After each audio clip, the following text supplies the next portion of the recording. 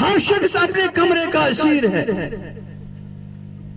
لاڈلا آتا ہے، اوپر جاتا ہے، اور پھر ماں اتنی خوف زدہ، باپ اتنا خوف زدہ لاڈلے سے کہ پریشان کون کہے اسے بیٹا کھانا کھاؤ، اتنا خوف زدہ.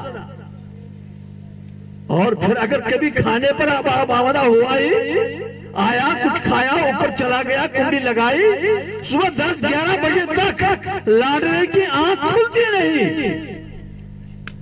اگر باپ نے ہمت کر ہی دی اور پوچھا سوال کہ لاڈلا اٹھتا کیوں نہیں، تو ماں جواب دیتی ہے کہ رات بھر پڑتا تھا. لیکن بیچارے کو پتا نہیں کہ رات بھر کیا ہو رہا تھا، کون سا انقلاب اوپر بپا تھا. ہم روتے صرف ہیں، لیکن یہ بیماری جو گن کی طرح ہمارے کلچر کو، ہماری تہذیب کو، ہماری اخلاقی دیواروں کو دھڑام سے گرا رہی ہے.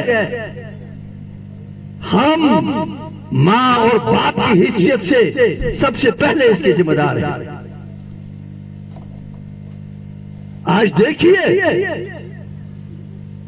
یہی کشمیر، یہی خطہ جو اپنی شرافت، مروت، حیا کے لیے مشہور تھا. ہمارے لاڈلے اور بچے جب بزرگوں کو دیکھتے تھے تو راستہ بدل دیتے تھے. آج حال دیکھیے، آج ہمارے اس خطے میں 10 لاکھ ہمارے عزیز، 10 لاکھ عزیز چرس، افیون اور گنج کی لت میں پڑے ہوئے ہیں. آج صورتحال یہ ہے کہ ہر 12 منٹ کے بعد، ہر 12 منٹ کے بعد ڈرگ ایڈکٹ، منشیات کا شکار ایک نوجوان ہسپتال پہنچ جاتا ہے. آج حال یہ ہے کہ ہیروئن اور گنجے کے شکار ہمارے یہ دلہے، ہمارے یہ لاڈلے 88,000 روپے ان کا ہر ماہ اس فیل گری پر خرچ ہوتا ہے. 5 سے 7 ہزار روپے تک 1 گرام ملتا ہے انہیں، اور اس کے عوض کیا ملتا ہے؟ راشا بدن کا، کمزوری بدن کی، بیماریاں اخلاقی اور روحانی، یہی ملتا ہے نا. ابھی چند دن گزرے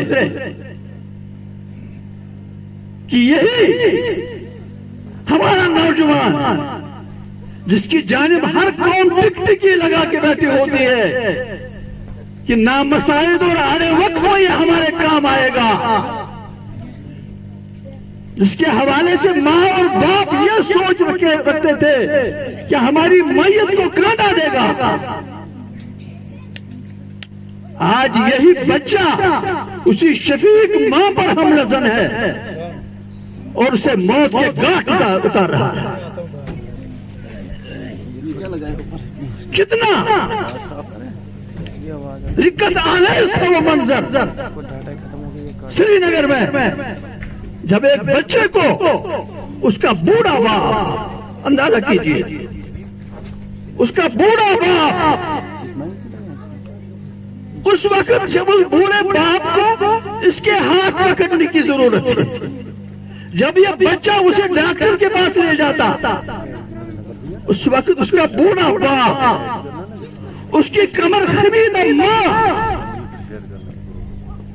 جب اسے ہسپتال کی جانب لے جا رہے تھے اور وہ گرتا پڑ رہا تھا، اس کی بدن میں راشا تھا اور پیچھے اس کی بہن کہہ رہی تھی، بھیا میں یہ سوچ رہی تھی میں بالغ ہو جاؤں گی، میں بڑی ہو جاؤں گی، باپ بوڑھا ہو رہا ہے اور تم میرے ہاتھ پیلے کرنے کا اہتمام کرو گے. تم نے ہماری نیندیں چھین لی ہے. تو نے ہمیں بدنام اور رسوا اور ذلیل کر کے رکھ دیا ہے. بھیا مجھے تمہارے کسی احسان کی ضرورت نہیں تھی، لیکن تمہارے ان کرتوتوں کی وجہ سے اب کون ہمارا دروازہ کھولے گا؟ کون ہمارے گھر رشتہ لے کر آئے گا؟ یہ ہے ہمارے معاشرے کا حال، اور اس کے لیے گھر کی یہی درجہ سب سے پہلے ذمہ دار ہے. پاؤں پسار کے ماتمی مجلسوں میں، گاؤں تکیوں کے سہارے شادیوں میں بیٹھے لوگ کہتے ہیں معاشرہ خراب ہو گیا. یہ مولوی صاحبان کچھ نہیں کر رہے، یہ علماء کچھ نہیں کر رہے ہیں، انہیں صرف شکم کی فکر ہے. او اللہ کے بندو، خدا کے بندو، یہ مولوی صاحبان کے ذمہ آپ نے کیا کیا رکھا ہے؟ تم آتے کب مسجد میں ہو؟ تم سنتے کب ہو؟ مولویوں پر پھپتیاں کسنے والوں اور الزام لگانے والوں یہ نہیں ہوں گے. تمہارا جنازہ کون پڑے گا؟ تمہارے نکاح کون پڑے گا؟ اتہامات ان پر لگانے والوں یہ تم ہی ہو جو آج تہذیب نبی کے نام پر، دل کی خوشیوں کے نام پر، شادیوں کے محفلوں